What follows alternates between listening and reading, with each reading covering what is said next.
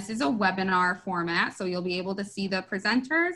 But any questions you have, please input into the chat box or the Q&A box, and we'll try to address them as we go along.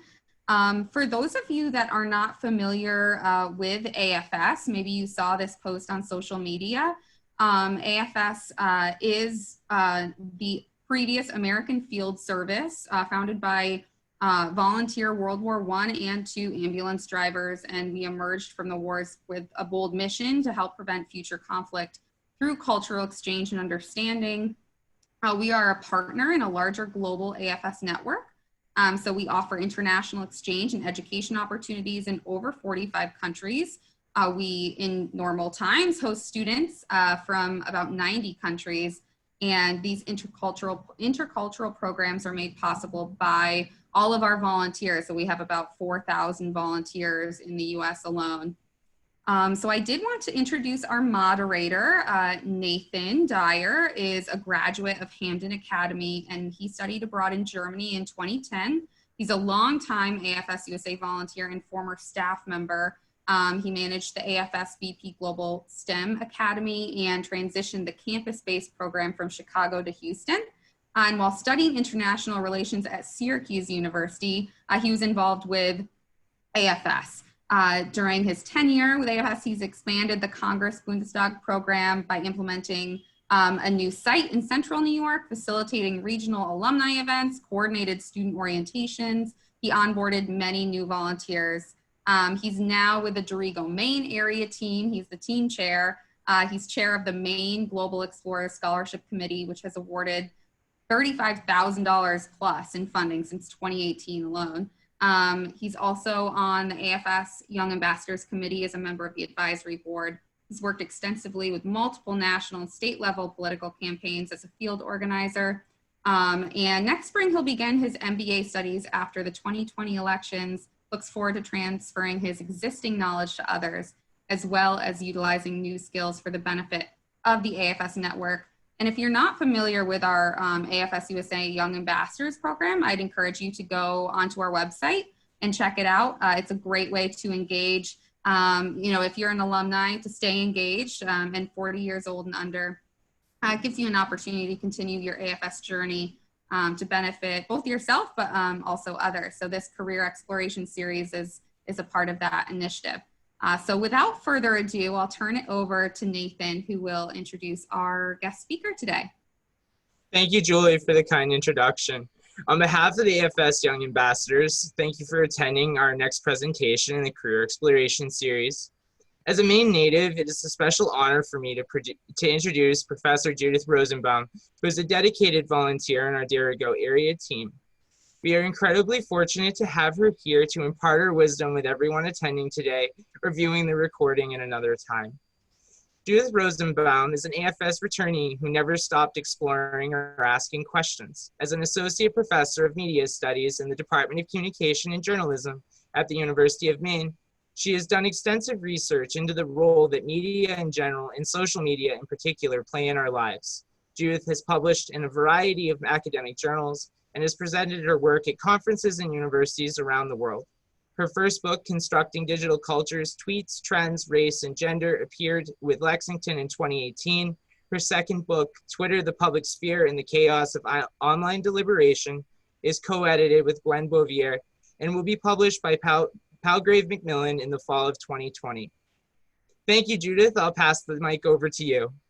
Thank you. Thank you both for inviting me to speak. And hi, everybody. I'm kind of unsettled by this webinar format. I'm used to teaching Zoom by now because of the pandemic, but I'm used to seeing everybody. So I'm just going to imagine y'all looking really great and, smiling. So we'll go with that. So anyway, I'm going to share my screen with you, which means there will be this very awkward moment where you will see yourself. I've prepared a small presentation where today we are going to talk about how do you actually adult on social media. I hope you all can still hear or see me. My computer always takes a minute to transition. Can you all see me and hear me and everything? I hope so. Yes, you're good. Okay, good. Thank you. And you can see my screen all right? Okay, sweet. So today I want to talk about some of the factors that you should consider when you create an online presence and what tools you can use to optimize your digital identity. Whether this is on a personal level, you just being you with your friends and your family, or whether you're looking to promote a brand or maybe promote a company that you're working on creating and marketing. So the first question that we have to ask and answer is, what are social media? And more importantly, what are the affordances of social media platforms? So the word affordances is a very fancy word, and what it basically means is, what do social media let us do, right? So the example I always give my students, a door handle affords you the ability to open a door. On social media, a hashtag affords you the ability to tag your post with maybe a subliminal meaning, or to maybe connect with the wider community. So how do social media work, right? What different uses do they give us? And you may sit here and go, seriously, I'm young, I live on social media, it's all I do all day long, and you're gonna tell me how it works. Well, yes, you are all most likely much better social media users than I am, but sometimes it's important to step away from a platform as though we are a user and take a more bird's eye approach and look at it like a scholar or a professional, because not all platforms function the same. So let's look at some of the most popular platforms. Obviously, we have to start with the most popular one first, right? Facebook. Facebook's been around pretty much for forever, and it's used by about 69% of Americans. And what's interesting is, especially my students, younger generations tend to think only older people are on Facebook. And in a way, they're right, because it is most popular among people who are over the age of 50. But at the same time, when we look at the characteristics of the people on Facebook, it pretty much represents the general American population. Facebook has always also been pointed to as the platform with which people engage the most and spend the most time on. So if you're looking to create a brand or you're looking to promote a company, Facebook might actually be the place to be. What do people use Facebook for, right? What gratifications do they get from this platform? Well, we use it to self-present, right? We use it because we want to show the world the purse that we got and, this awesome race that we ran, or the sourdough bread we just baked. We also use it to create a sense of belonging. A lot of people, especially during COVID, use Facebook groups to connect with people who are like them. So for instance, here in Maine, I'm a member of a Facebook group called the Maine Coronavirus Community Assistance. And it's where people post requests and cries for help, if you will. And we also use it to connect with people. The neighborhood where I live has a Facebook page. I'm a member of several triathlon groups, right? So we use Facebook to connect with others and maintain relationships. Most companies I know have a Facebook page where they try to connect with their consumers. Research has shown that if you create a brand, your number one goal should be to have a personal relationship with people whom you want, to buy your product. So you need to engage with them. And Facebook is the place to do that. A great example of using Facebook to create a community is the Bangor Police Department. If you are not following them on Facebook, you're seriously missing out. They are hilarious. Not in the least because their mascot is a stuffed duck called the Duck of Justice. They frequently write about this on Facebook. Seriously, what Bangor PD does is they create a sense of community by sharing really funny stories. They talk about the Duck of Justice. They have a weekly returning theme called Got Warrants, where they'll share funny stories about people who got arrested that week in Bangor. And yes, we do have quote unquote crime here, believe it or not. But then at the same time, the Bangor Police Department also passes on information. So you can see here, they talk about getting the flu shot for your kids. And on the right, there's a funny post about restoring power to the community. So they create a sense of community through jokes and then use that community to disseminate important messages. Twitter is probably equally well known amongst y'all. Twitter is a little bit less popular. It's used by about a quarter of all Americans. And it's mainly popular among people who live in major cities, people who are young adults, And it's especially popular among marginalized communities. For example, African Americans. People mainly use Twitter to talk about daily activities and to seek and share information. So some examples I pulled up here is on the left, you see the National Weather Service station in Caribou, where they talk about it's going to be very wet in the Pine Tree State in Maine today. On the right, you see a tweet by Dr. Shaw, who is the director of the Maine CDC, talking about the current status of COVID in Maine. And the reason I'm sharing these two right here is because a little bit later, I'm going to show you how they use a different platform to convey the exact same information, but in a slightly different way. So in other words, if you're a company and you're looking to connect with young people who live in the city, Twitter might be the way for you to go and do that. Instagram is a platform that my students are extremely familiar with. They live, breathe, eat on Instagram. Instagram, next to Snapchat, is pretty much everything. It's used by about a third of the population and most popular with people between the ages of 18 and 29 who have a college degree or are in college, and it's really increasing in popularity. Why do we use Instagram? Well, in fancy words, we use it for surveillance. In normal people language, we use it to snoop. We want to find out what are our friends and family and what are celebrities up to. We feel like we get a behind the scenes look into people's lives. We also use it to document our lives, almost like a visual diary, and to self-promote, to show the world that you're cool because you got these new sneakers or this new purse or this new watch. So what's interesting here is I pulled up Dr. Shaw's Instagram account. Remember the man who runs the Maine CDC? So what you can see here is he doesn't share straight up information, right? Instead, he shares an inspirational quote, and then in his comment talks about showing appreciation. So he's using Instagram still to share stuff about COVID, but in a much more personalized way. It's much more about, look at me, I am deep, I am involved, I am engaged, I'm trying to be inspirational. So right there is the difference between Instagram and Twitter. I had an example from the National Weather Service on here that I pulled, but basically it's talking about a lot of rain and then it has a picture. So it doesn't tell us how many inches, but it's more about showing off, right? Snapchat, again, an up and coming app in the world of social media. It's most popular among a younger crowd, 18 to 24-year-olds. About a quarter of Americans use it. And people mainly use it to self-promote, if you will, right? They use it to build relationships. Snapchat, you share a video, it's up for 24 hours and then it goes away. And the assumption is that all of your friends have seen it, right? So it's mainly used to connect with people.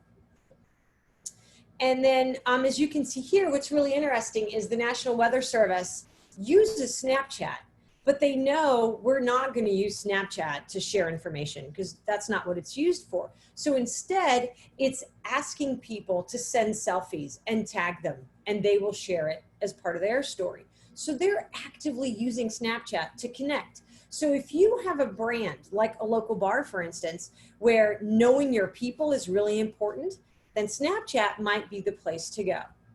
And then finally, and I had to include this particular app, is TikTok.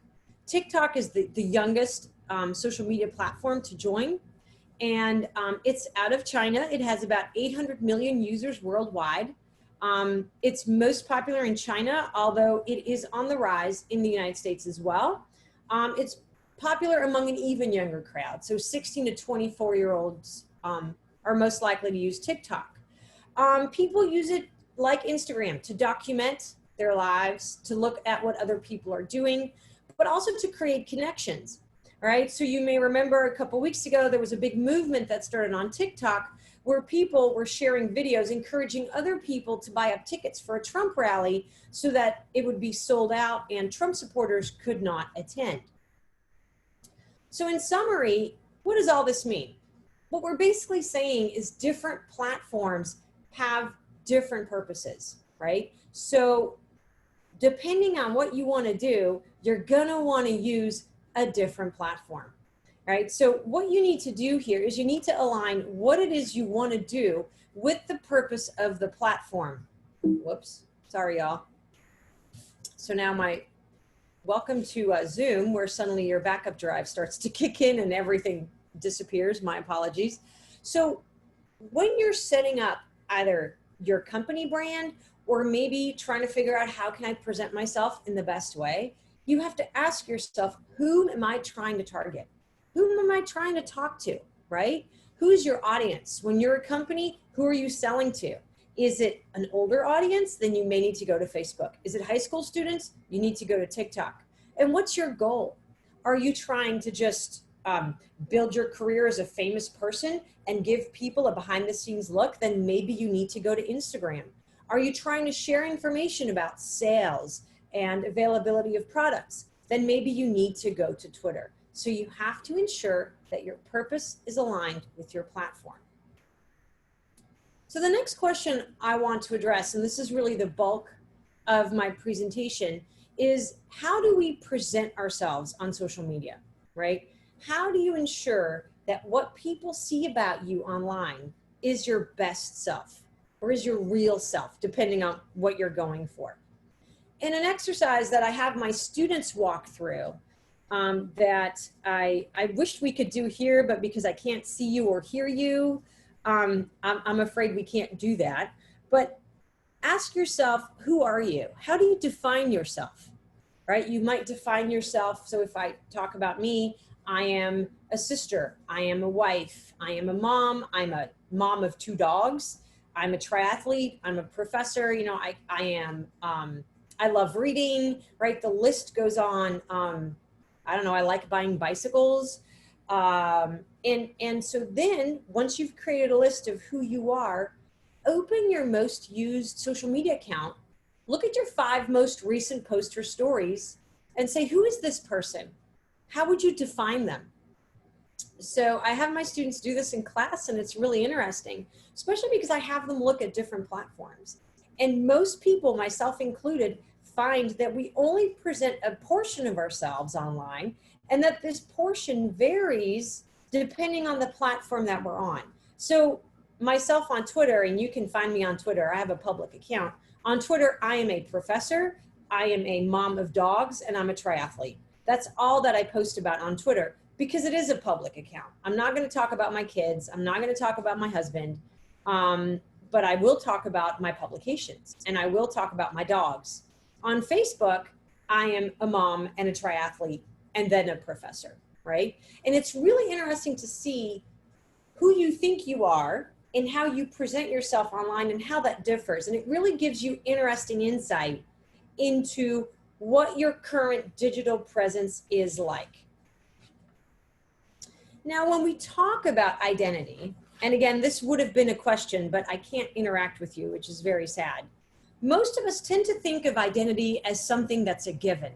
It's what we are, right? I mean, I just told you, who am I? I am a professor. I am a mom of 2 dogs. I am a wife, right? I'm a homeowner. But identity is not a fixed thing, right? We tend to think that it is, but it's not. Identity is a performance. Identity is something that we do. And so how we behave defines who we are. So you may say, oh, I'm a runner, but if you never run, are you truly a runner? Well, probably not. That's because identity is a performance. And connected to that, and to further complicate things, who we are and what our identity is closely defined by our interactions with others, right? Think about, how do you introduce yourself? So for me, the question is always, when I meet somebody, am I going to say Mrs., or am I going to say doctor, or am I going to say professor, right? And what word I use depends on whom I'm talking to. Clearly at work, I'm going to be professor, but when I meet the new neighbor, I'm not going to be professor. So my identity changes depending on whom I interact with. And you can see how that might become kind of complicated on social media because we interact with so many people. And to explain these complications, I have a short video that I'm going to show you that will dive into a theory called front stage, backstage, created by Erving Goffman. So let's all keep our fingers crossed and hope this works, because as we know, technology is a very fickle thing. So I'm going to make this big, and then I'm going to hit play, and let's all hope that you can hear it. All the world's a stage, and all the men and women merely players. They have their exits and their entrances, and one man in his time plays many parts. The sociologist Irving Goffman took these lines from As You Like It very seriously. In his dramaturgical account of human interaction, he argued that we display a series of masks to others, enacting roles, controlling and staging how we appear, ever concerned with how we are coming across, constantly trying to set ourselves in the best light. According to Goffman, we play a range of different parts, determined by the situations we take ourselves to be in and how we think we are coming across. We adapt what we are depending on who we are interacting with. This is most apparent in awkward situations where we suddenly find ourselves trying to play two inconsistent roles, as for example, when we accidentally encounter friends from very different social groups and have to juggle masks. The analogy with acting only goes so far for Goffman, though, because in his view, there is no true self, no identifiable performer behind the roles. The roles just are the performer. He challenged the idea that each of us has a more or less fixed character, a psychological identity, at least in the role of author of The Presentation of Self in Everyday Life, he did.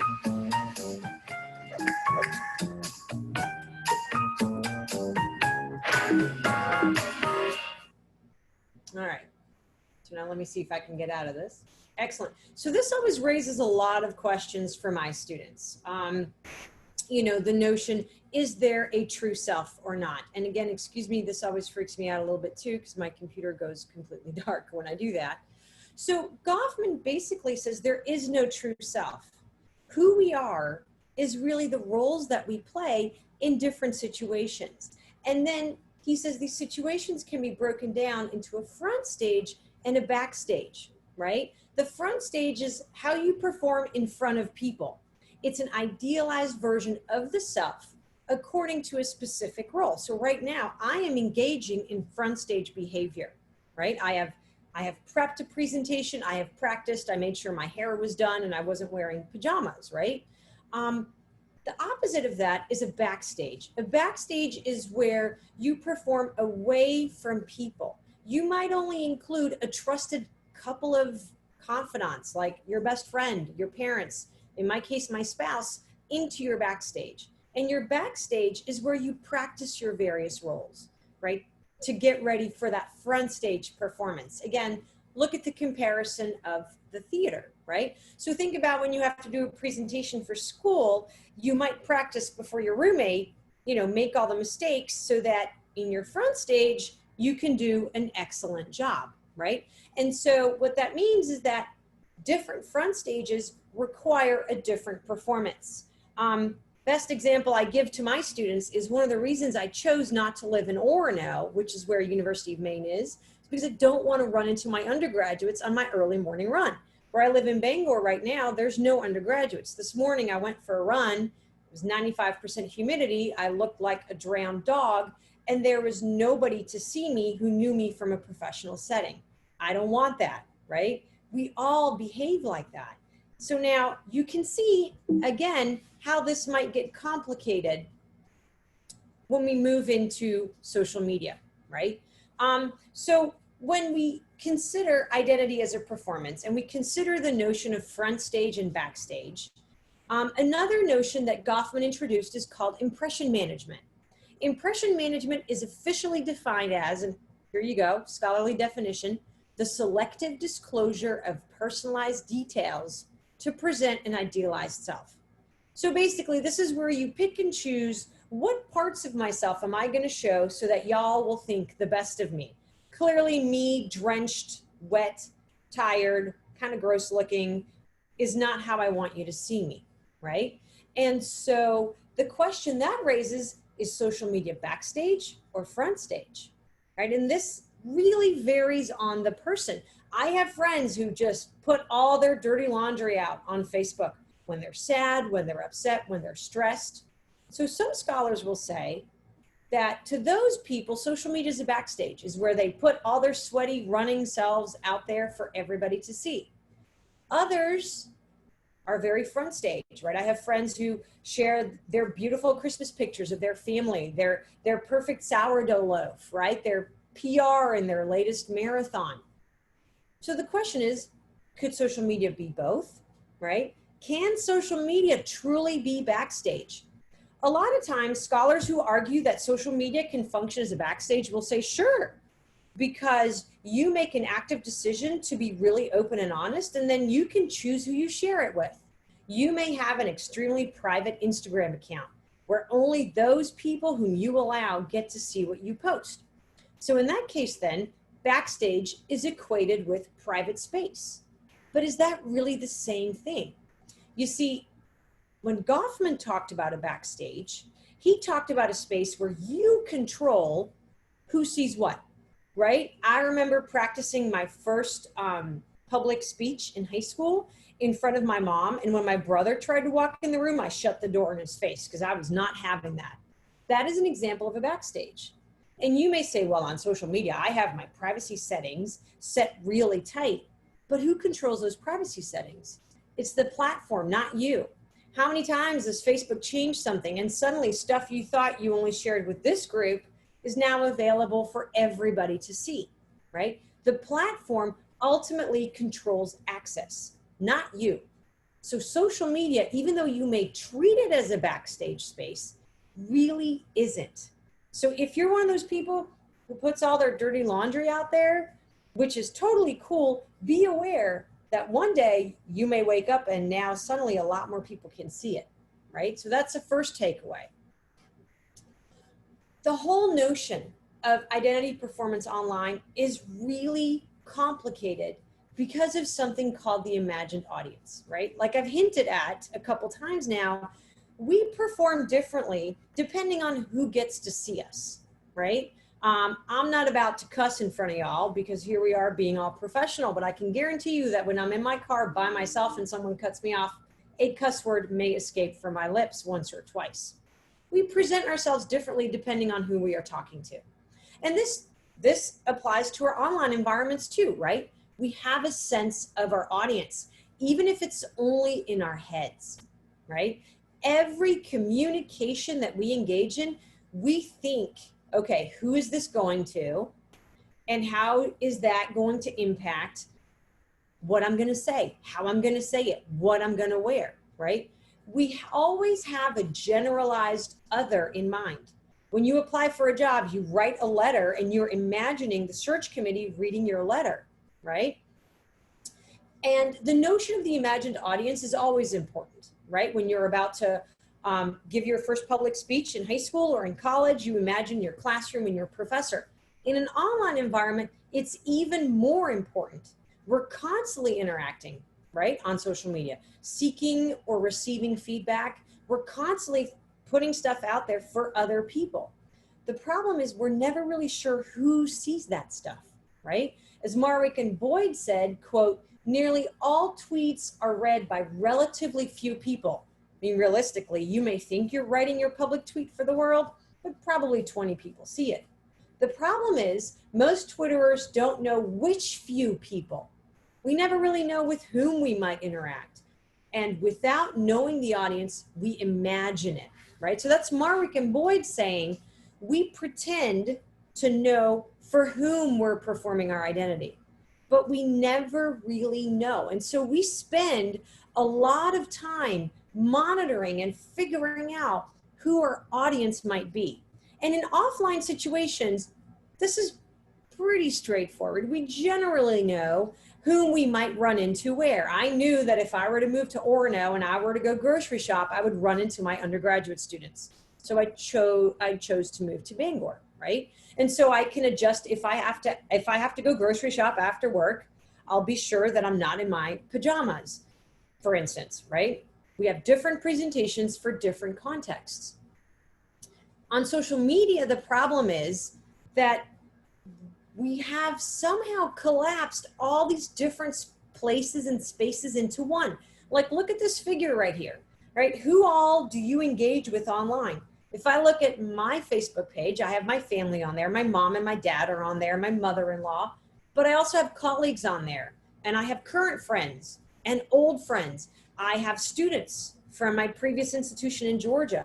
I have students who graduated from the University of Maine. I have my neighbors, right? The Facebook group that I'm a member of.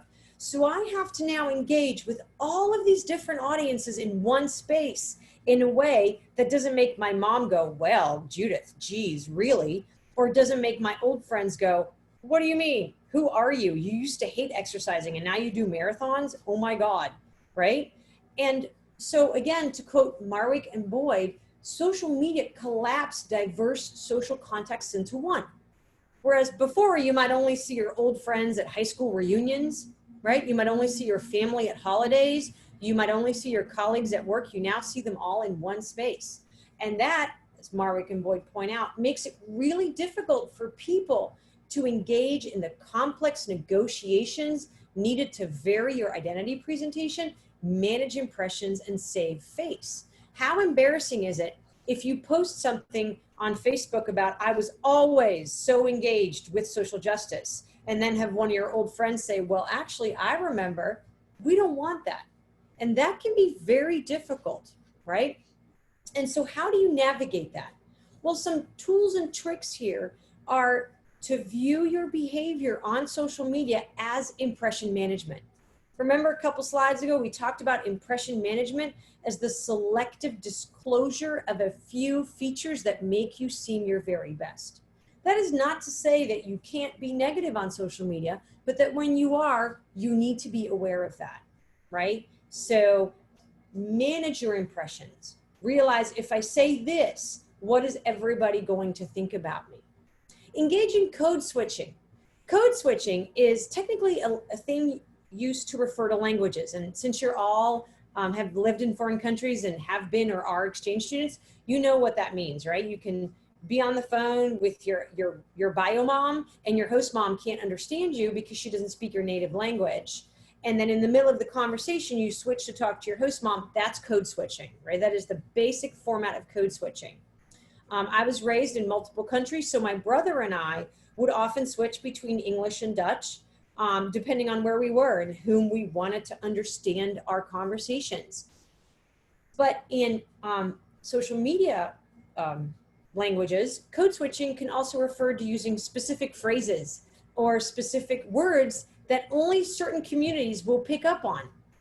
So for instance, when I talk to my husband, we lived in the South for forever, I will say I'mma, I-M-M-A, and he knows that means I'm going to. I once made the mistake of texting that to a friend here in Maine who went, what, right? Just like when I was talking to a contractor who built our paving, who repaved our driveway, he talked about hot top. And I went, okay, it's gonna get really warm. It's Maine speak for asphalt, right? You can use that on social media. You can use specific words and phrases that these groups here will pick up on. So your aunt may know what you're talking about when you say, oh yes, the Christmas of 2010. She may go, oh, you know, my niece is talking about this specific interaction. And you can kind of hide what you're saying in plain view, right? And then another thing to keep in mind here is authenticity. Yes, you're engaging in impression management, but if you want to have a good digital brand, either as a company or as a person, you need to still be authentic. And you may be sitting here going, how can I be authentic and engage in impression management? That is definitely the question of the hour. And it is one I will try to answer, but it really, if nothing else, depends on knowing your social context, knowing your environment, right? We talk about being authentic a lot, but authenticity is what we scientists call a social construct. So that means what is authentic really hinges on the situation, right? So in Dutch, when you say I love you to someone, they're going to go, oh my God, don't be so ridiculous. You only say that to like your husband when you get married, right? Whereas my mother-in-law, who's American, I say I love you to her all the time. if I were to say, I love you to my mom, she'd be like, oh, don't be so fake about that. You don't have to say that. So authenticity is a social construct. And so that means you have to know in what situation is what kind of behavior authentic. And honestly, as AFS alumni or returnees or whatever the word is, you probably already have a lot of insight into that because you've lived in another culture. And so you know what flies where and what doesn't, right? And so what you need to do is know who is your audience, who am I speaking to? When I post Facebook posts in Dutch or in French, I will do so differently than when I do them in English because I know there's different levels of authenticity and different ways to perform authenticity in different cultures, right? So what's also important to keep in mind is that we don't, if you are wanting to be a micro celebrity and you want to commodify yourself or your brand or your company, don't ever consciously speak to your audience. Don't say, hey fans, or hey followers. You have to post what you think and seem or appear to not worry about who reads it. Clearly you're going to be worried about who reads it, but you don't ever want to make that visible. As one of my students in my capstone class said this spring, don't show how the sausage gets made, right? Pretend to be all open and honest and pretend to not worry about whether what you're saying is authentic, even though you really are, right? So when you use Twitter to market yourself, right, when you engage in self-conscious commodification, you want to be self-conscious about it, but you don't want to be clear that you are self-conscious about it. You want to seem natural, right? And so what are some tools and tricks on how you do that? Well, you want to balance being real with playing the part, right? So show yourself, but do so in a way that matches what people expect of you. Engage in self-censorship. Don't put everything out there, especially if you're building a brand. Think about, okay, what is my brand going to be? And how do I post in a way that fits with that brand? So if you want to be a serious lawyer, don't post funny memes, right? Don't be ironic or sarcastic, right? Be very thoughtful. And again, know your audience and know what your audience wants to hear, right? All right, so I have a couple more things I want to run through, and I'm trying to be respectful of your time, so we might go a little bit quicker. And if you have questions, please ask them after we're done, and I'll be more than happy to go into this in more detail. So privacy is a thing that we talk about a lot when it comes to social media. We talk about it as a very important construct. You know, what is privacy really? And so if we were interactive, I would ask you, how would you define privacy? Can't really do that here, but privacy is really best represented by this weird looking set of circles right here. You are in the middle, this very central circle right there, that is you. And each circle around it represents a layer of people who are close to you. So that second circle, that might be your best friend, your significant other, your mom, right? Your roommate, somebody with whom you share a little bit. The circle around that might be people who are a little bit further removed, but still close, like your group of friends, your extended family, right? Maybe the people on your dorm hallway with whom you share a little bit less. And as you get further removed from that inner circle, you get further removed from sharing a lot of details, right? So outside of that last circle is the society at large. People with whom you might only share what they can find out about you on Google. And when you look at this model, privacy can be defined as controlling who has access to these different circles. Privacy is about controlling, right? You control who gets access to what layer of you. And privacy is an active negotiation of who gets to see what, right? And an invasion of privacy happens when someone else controls your circles of intimacy. So when the diary that you maybe only shared with your best friend is suddenly screenshotted and shared all over social media, you no longer control who has access to your diary. And so that is an invasion of privacy. And research has shown that Americans generally see privacy as really important, right? So here you can see, for instance, the top one from Pew Research Center data, that 74% of Americans think it's really important to be in control of who can get information about you, right? 67% think that it is really important that you cannot have somebody watch or listen to you without your permission. So how does that translate into social media? Well, what's interesting, only 45% of us in that top bar have private social media accounts. That means that 55% of us do not have private social media accounts. So we may say we think privacy is really important, but we don't really act in accordance with that. And that's fine, but we need to be aware of the consequences of that, right? So you have to be aware of persistence. What you say online stays online. So your best example here is the screenshot you can see of Alexandra Wallace.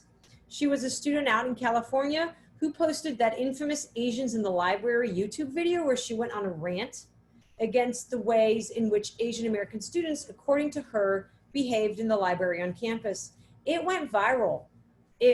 She was destroyed online, and even though she pulled the video, you can still find it everywhere. Same with that meme of the surprise girlfriend. This is just a random person who somebody took a picture of her enthusiastically talking to her boyfriend, I believe, and it became a meme, and there's nothing she can do about it. You can't control social media affordances. We talked about that, right? You may think you control who sees what online, but if Facebook changes their settings or TikTok changes their settings, you don't. So what are some tools and tricks here? Well, Google yourself. What is out there about you? Go through your social media pages. It's kind of fun. If you're on Facebook or Instagram, you can often go through your memories and clean it up. Okay, I shared this 11 years ago. I really don't think that needs to be there. Delete it. And if you've made mistakes in the past, own them and apologize. This helps with your authenticity. Don't deny it. Say, yep, I did that. That was really bad. I am so sorry. That is no longer me. That can really help build your credibility. And a final point I want to touch on is the notion of community. Social media are very often used to build community, and both with strangers and people you know from real life, right? From face to face. If you are trying to build a brand, using your community to build that brand is really important. As I said very early on in the presentation, the success of a brand hinges on its ability to connect, to create to a community and connect with that community. Especially during times of COVID, a lot of the local businesses here in Bangor survived because they had an active following on Facebook whom they talked to about what they were doing for curbside pickup, for takeout, for delivery, for fundraisers, right? So when you create a community, it's important to distinguish between weak ties and strong ties. Strong ties are your best friends, your roommates, people with whom you have deep personal connections. Weak ties are people you don't know very well. Think LinkedIn, for instance. But both can have really important benefits. We call those benefits social capital. Social capital is the stuff you gain from the people you know. And there's two kinds. There's bonding social capital. That's the benefits you gain from really strong connections. This is support you might feel, right? This is solidarity. This is emotional support. This is getting help. That's bonding social capital. But equally important, especially when you're creating a brand, is bridging social capital. This is what you gain from weak ties. This is gathering new information. This is gaining connections. This is gaining diverse perspectives. When you're looking for jobs, bridging social capital, having weak ties with people you know a little bit is really important. So when you're on LinkedIn, connect with your former professors, connect with people you admire, because they might be able to find you a job, find you an internship. So what are some tools and tricks if you are trying to build a brand, whether it's yourself or your company's brand? You want to build a community. You build a community through reciprocity. Somebody follows you, you follow them back. Somebody asks you a question, you answer. You must interact with your community. Simply creating a page and posting is not enough. When people comment, you comment back. You answer questions. You want to be frequently active. Don't just create a page and let it go. Have a regular posting schedule. And again, know your platforms, right? Know what works. Making a funny video works for Instagram and it works for TikTok. It doesn't work for Twitter. know how you can reach your community the best by engaging with different audiences in different ways. So that's all I have for now. I will escape out of my PowerPoint so that you can see me. I hope that was somewhat informative. I hope y'all have questions. They are my favorite. I will also stop sharing so that hopefully I can see the Q&A in the chat. So thank you. I don't know if there's any questions, but if you have any questions or comments or thoughts or feelings or just random, I get the weirdest questions, so don't be shy. Judith, if you click the Q&A, there is a question in there. Oh, I see it. Yes. Cool. Right. So somebody actually shared that it's called Overly Attached Girlfriend. Thank you, Janika. Yes, I forget this. It was a character created by former YouTuber Elena Morris, a vivid created by for a contest by Justin Bieber. Awesome. Yes. See, I always forget these things. I'll make a note of that.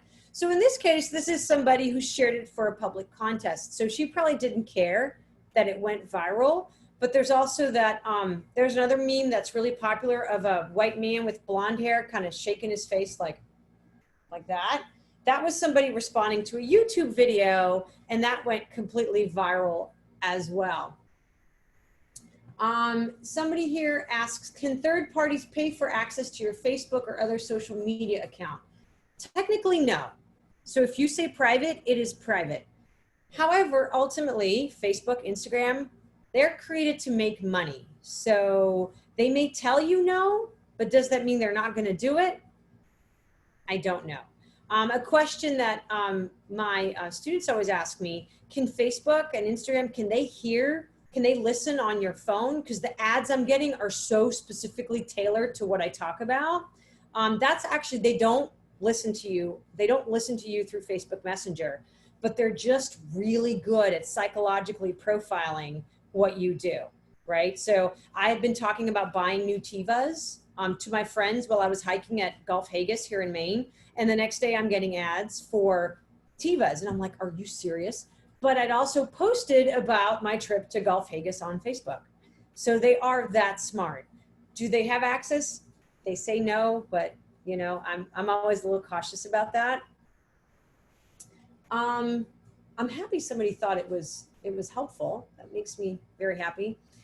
What I always say with social media, would your mom appreciate seeing this about you? If the answer is no, then don't post it. And we've all been there. We're all excited or angry. Put it in a text. Don't put it on anywhere social media. I've had to stop myself several times too. Just don't do it. How about admissions committees? So officially, again, I don't think they can pay, but they will trawl your social media accounts, and you'd be surprised. We've done this in my capstone classes. Just Googled students' names with their, students in the class, and they had no idea some of the stuff they were saying was public. They were like, oh my gosh, I didn't know. So log out of all of your accounts and look yourself up. I've hosted a student who was active on Instagram, and being a mom, I would, follow her on Instagram because dagnabbit, you live in my house. And she was like, you can see that stuff. And I'm like, yes, I can, because your Instagram account is public. Yes, Sydney says, I love the way that you explain the different posts you put on social media depending on the language you are writing to. I do the same thing. And it's perfect, right? If you speak different languages, you can crack jokes that people just won't understand at all. And it's even different dialects. Like I lived in the South for 12 years, so I can totally slip into my, oh, bless your heart mode. And Northerners will go, oh, she's being so nice. And Southerners will know, oh no, she just ripped her a new one. Julie, you wanted to speak to that too? I know exactly what you're saying. I lived in the South for a while. What? I lived in the South for a while, so just confirm. Right. Yeah. For those of you who are going, what? When a Southerner says, bless your heart, they're really saying, oh my God, that was the dumbest thing I have ever heard in the world. So, we can play games like that. Or a thing I do a lot still is I'll say, well, that'll take me a minute. And people will go, all right, so are you done yet? It's like, oh, okay. So in the South, a minute means a really long time. So yeah, code switching, can be used to your advantage, but you got to be careful because sometimes I'll forget there's people on there who are English speakers who speak the other language too, and then you get called out. And now with the translate option automatically turned on, that can also be dangerous. So just be aware of that. Again, what if your mom would see this, right? Would you want her to see this? Anyone else? Any questions or thoughts or, oh my gosh, I do this too, or I'm going to totally change this now?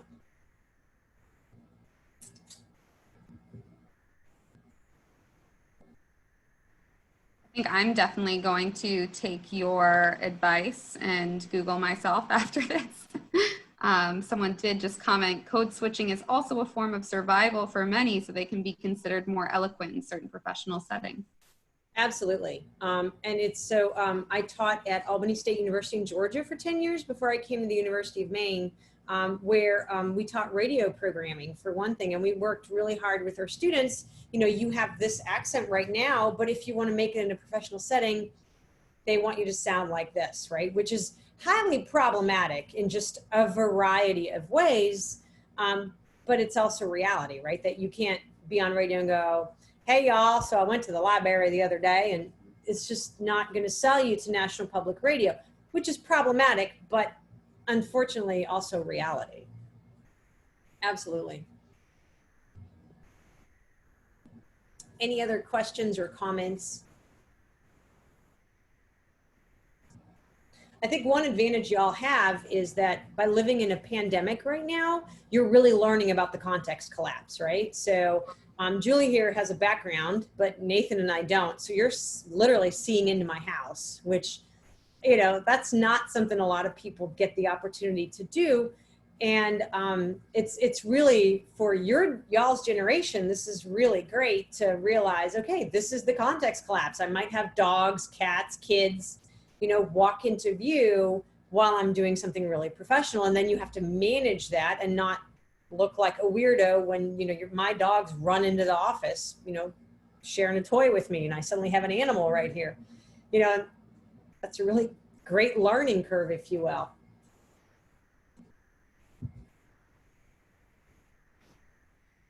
And Mary was just saying, excellent, thank you. Thank you, Mary, for attending. We have a lot of longtime volunteers that are on the call. And I think this is also very applicable for promoting AFS. A lot of AFS teams have Facebook groups and, you know, social media in general. I know some teams have Instagram accounts that we like to share on our national page as well. So.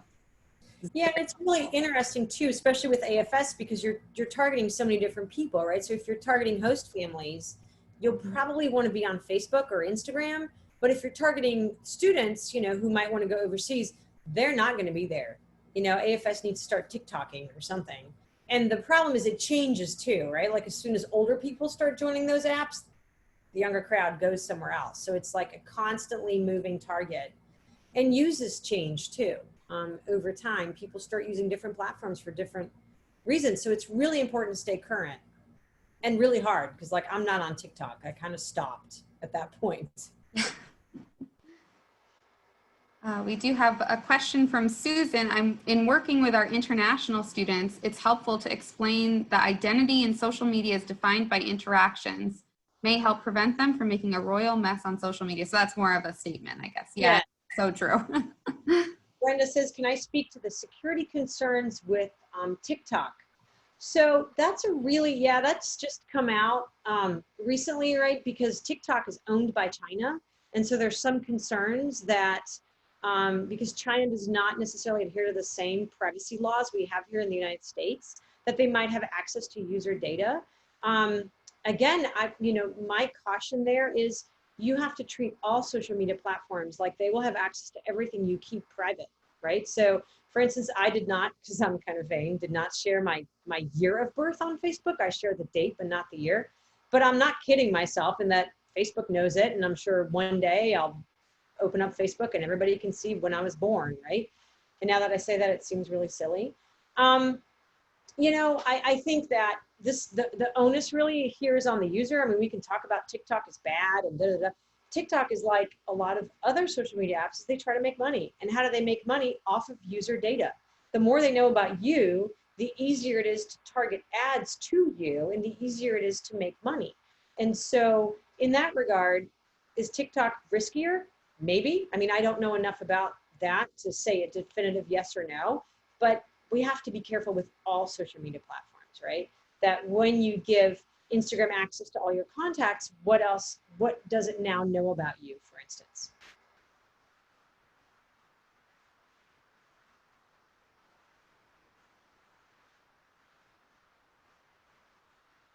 Oh, I keep forgetting to check. Awesome. Do I support people leaving social media for a while? Yes and no. I believe if it's good for your own mental health, it absolutely cannot hurt to get off social media, especially if you feel a lot of pressure. I mean, research has shown that for people who are struggling with depression and loneliness, social media can make it worse. But, you know, flip side of that is for a lot of people, using social media is also a way to alleviate loneliness, right? Especially during times of COVID. I mean, I know that I've been on social media a lot more just because there is no coworker down the hallway. You know, there is no admin to pop into and say hi and kind of chat with her for a little bit. So if it works for you, absolutely. Does it need to be a standard rule? Not necessarily. If people have a healthy relationship with social media, they know that everybody is self-selecting what they're presenting and that they don't look like the way they do on social media all the time, then that's fine, right? It just depends what purpose does it serve for you. I've taken a break from Instagram. I threw it off my phone. I threw all social media off my phone for a while. Worked really well because I was getting distracted. You know, and now I just have it on my desktop and that works really well for me. For other people, maybe not, right? What are you using it for and how is it impacting you? I think it's highly individual. So do I support it? If it's the right time for the right person, sure.